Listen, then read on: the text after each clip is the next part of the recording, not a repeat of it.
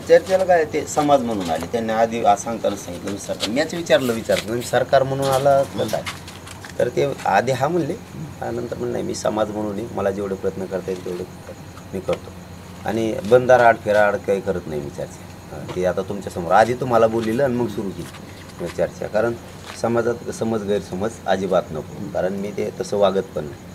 आता त्यांना सगळे विषय सांगितले. आता त्या सगळ्या सोयऱ्यांची आज अंमलबजावणी करू म्हणली होती, ती का केली नाही.